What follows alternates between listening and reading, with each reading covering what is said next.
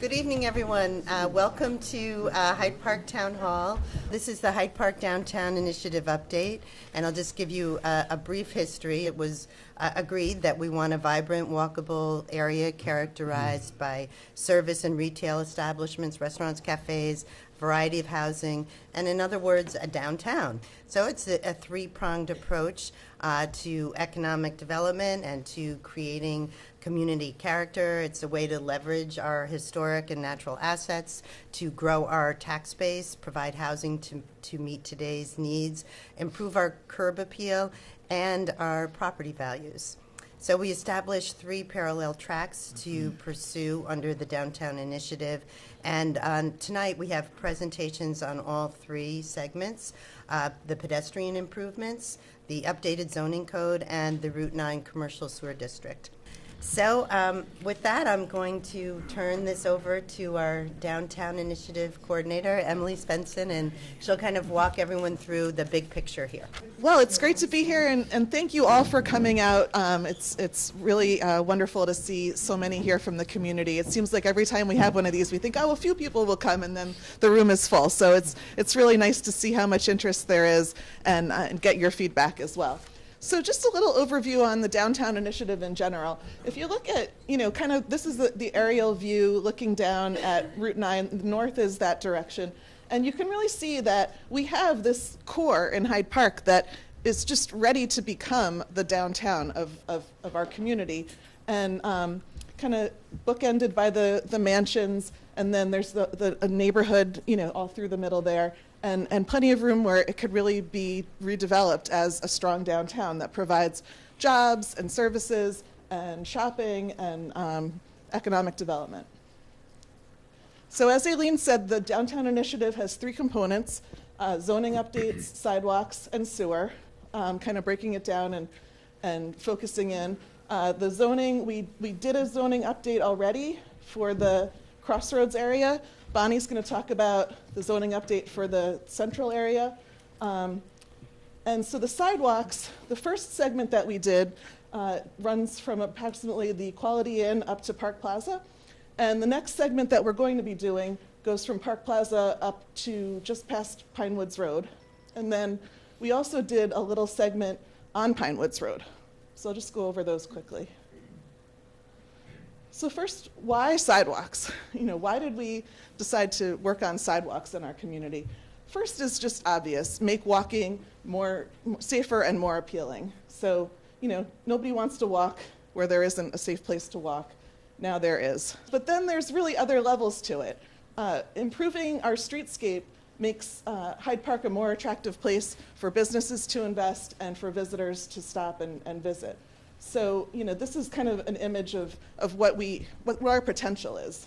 And quite honestly, there's also just been a lot of funding available for sidewalks because it's been a priority of the state and county governments.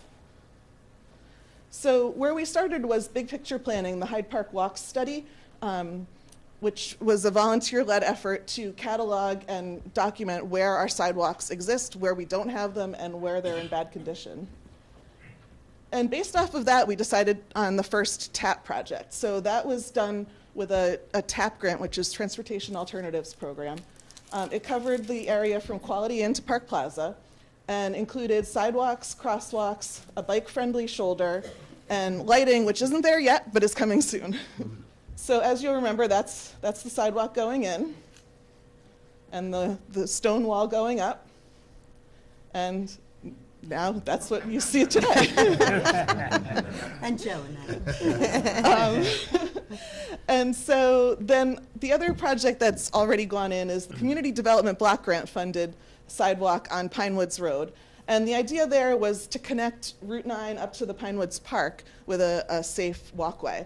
And we immediately got a ton of positive feedback on that. People saying, I couldn't take my toddler to the park without getting in my car, and now I can. And so that's what you want to see. So that sidewalk has gone in. You will notice that it doesn't really seem to have a good ending at the intersection with Route 9. That will be developed probably next year when the DOT does their intersection improvement at Pine Woods Road. And then the other way we're getting sidewalks along our corridor is that the planning board is is working with private developers to add sidewalks to their projects. So those are all the ways that we're getting sidewalks in the Route 9 corridor. And the next big phase that's coming up, I'm going to turn this over to GPI to talk about. My name's Ed Snyder. I'm with GPI, and tonight I'm going to walk you through the sidewalk project, the next phase. So I'd like to thank Aileen, Emily, and Pete, and all you folks actually for coming out and being part of this process. So I'll discuss a little bit about what our project limits are. So we're starting right where the previous project ended. So right here is Park Plaza, and the previous sidewalk project ended just south of Park Plaza. So we're tying in at that location and continuing further north. It's approximately 1,800 feet of sidewalk that we're looking to install. So to familiarize yourself with what the corridor looks like, the picture on the left shows Park Plaza, and as we look north, you can see we've got this large expansive crossing, no crosswalks, non-compliant ADA ramps. Again, really tough for somebody that's either visually impaired or in a wheelchair to navigate through that crossing. So that's definitely a deficiency we want to address. The crossing at Cromwell Place, as you can see, it might be a little tough, but we've got a handicap ramp on the far side of the road, but as you come across, you got a full 6-inch curb with no handicap ramp. So if you're in a wheelchair, that'd be very tough to navigate across there. So again, another deficiency that we want to address as part of this project. As we travel further north and looking at the Pine Woods intersection, we can see crosswalks shown. However, if you're out and actually look at this handicap ramp, it's extremely steep, and there are no detectable warnings. Again, so somebody visually impaired coming through with their cane or indicator, trying to get that cue to know that they're crossing the road, is really non-existent. So again, another deficiency we want to address as part of this project. And as we turn around on the picture on the right and look, we're probably around where the yogurt store is, looking down towards El Guacamole. You can see, again, we've got some deficient pavement in there, not a great surface for a pedestrian trying to navigate through the corridor. So another thing we want to try and address and formalize as part of this project. So you'd think pretty straightforward. All right, we're just going to go out and build new sidewalks. However, as you had heard,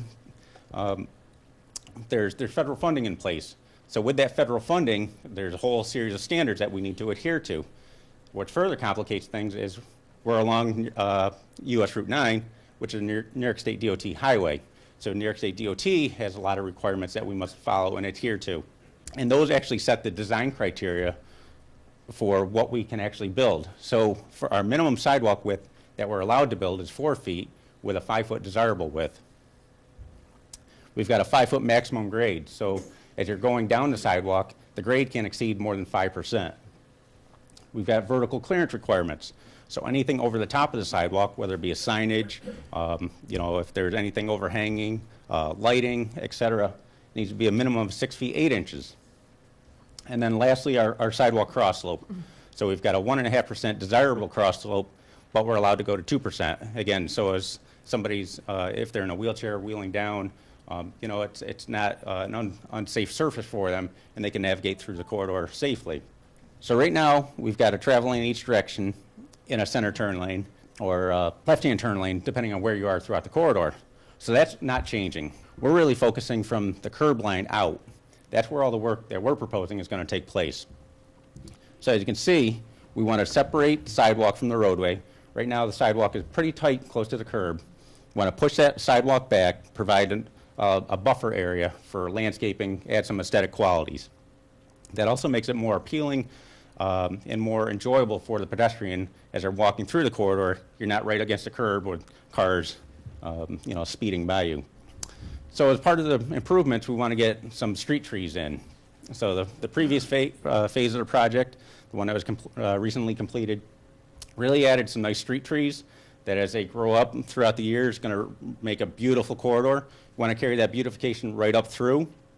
And we've identified some species here. So we've got 5 different types of street trees. And if you feel strongly about using one of these, or if you got a different one in mind, again, that's something that we'd like to hear your input on. And tell us what you think about using these or a different type of species within the corridor. So what are those proposed improvements going to look like? As I had mentioned, we want to get these new detectable warnings in. At every roadway crossing, Again, so that not only visual cue for somebody that's visually impaired, but they also can feel that with their cane. Again, a very clear indicator that they're crossing a roadway. We want to put new high visibility crosswalks in. So the picture on the right, right down at across from the Hyde Park Antique Center, you can see nice, vibrant, contrasting striping. It really stands out. So as a motorist is traveling through the corridor, you get that visual cue. All right, I can expect a pedestrian crossing here. So looking at the Park Plaza intersection, right now there's no striping out there. We're proposing striping on all 4 quadrants, as well as pedestrian activated signals on all 4 quadrants. So as a pedestrian is coming up the sidewalk and wants to either cross Route 9 or Park Plaza or Rogers Place, indicate with, by touching the button on the pedestrian signal. The signal will turn, giving them the verification to cross the road and then continue across. One thing we've added at Park Plaza is this pedestrian refuge island. That crossing is pretty long, so what we wanted to do is provide a refuge. If somebody cannot make the full crossing in one motion, they're able to cross a portion of the driveway, catch their breath. There will be another reactivation button there. Hit the button. Again, they'll get another indication to continue the rest of the crossing. And then up at Pinewoods. So this is a New York State DOT proposed project. So they're looking at doing a full signal replacement here. As part of their signal replacement, they're proposing a little bit of sidewalk work and getting new handicap ramps in, as well as nice, vibrant, contrasting striping in to alert motorists of where to expect a pedestrian crossing.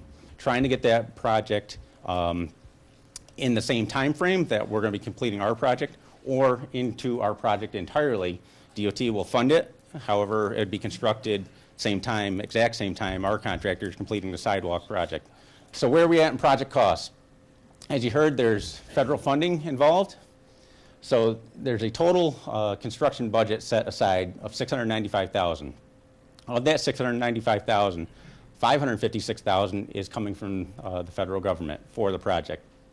Now, to get that money, the town's required to put up a percentage, so a 20% match. So the town portion is $139,000. Our preliminary estimates are $597,000, but since we're still in the very early stages, we threw a 15% contingency on there for the unknowns before we're into that detailed design. So that equates to $90,000. Grand total of $687,000. So as you can see, right now we're under budget, which is great. So we're proposing new sidewalks, new pedestrian signals, that 1,800 feet of sidewalk from Park Plaza just up to the firehouse within the budget. So this is a great place to be at this point. So it gives us some flexibility as we start refining the alternatives. We start incorporating the comments that we get from all you folks into the project. We can hone that in, but we feel very confident at this point that we're going to be within budget, which is really great. So looking at the schedule, how does that lay out? So we're looking to achieve design approval in March. That'll lead us into our final plans in August. Construction can start in November. Once we get our final plans completed, they're out to bid, get a contractor on board. The contractor could really start some of the preliminary site work and then have construction completed in July of 2020. So I'll talk a little bit about what's proposed with the Hyde Park lighting project. So that project starts at the Antique Center and travels north up to just south of Park Plaza. There's a Shepherd Hook light pole and luminaire proposed for the project. And really we're trying to add consistency within the corridor. There's this lighting style within a lot of the businesses already. So the overall light is 10 foot, 10 inches tall to the top of the pole, and the fixture is 12 feet above the sidewalk. So at that height, it provides a nice low-level light, nice aesthetic quality. So each one of these red dots indicates where a light pole and luminaire are going. So you can see, we tried to keep a consistent spacing of 50 feet where possible. However, there's some constraints, whether it be the pond here or a driveway, business entrance, etc. And as we continue further north, just headed up just south of Park Plaza. Again, you can see the layout where these light poles are proposed. So this project has been bid. We received 4 bids. The low bid was $170,000, all the way up to $287,000. The town is right now in negotiations with the low bid contractor, making sure they're qualified to complete the work. And construction for the lighting project will begin in the spring, this spring, and should be completed by the summer.